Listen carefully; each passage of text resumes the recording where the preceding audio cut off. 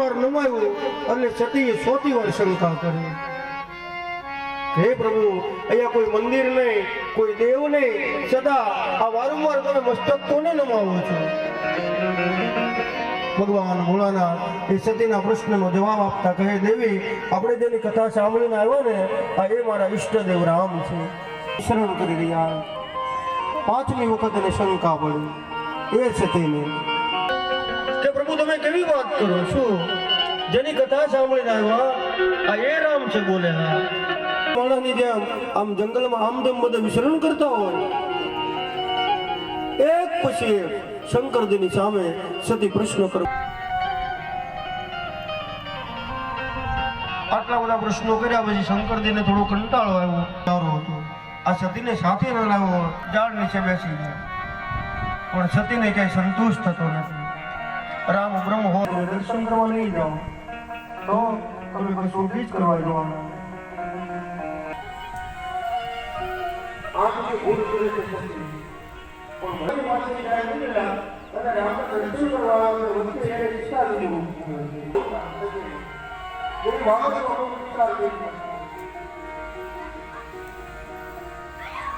આપણે ભગવાન છે આમ તો બરોબર છે.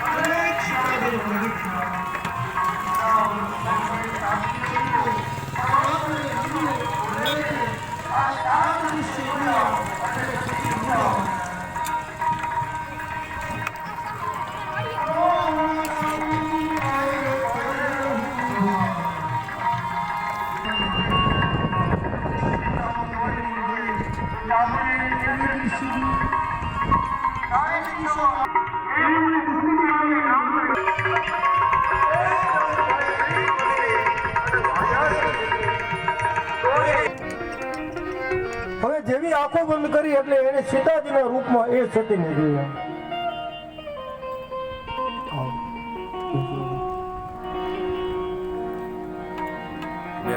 અહીંયા ભગવાન શંકરજીને ધર્મ સંકટ થયું છે કે જેને હું માં માનું, સીતાજી એ તો મારી માં છે, અને આ સતીએ એનું રૂપ ધારણ કર્યું.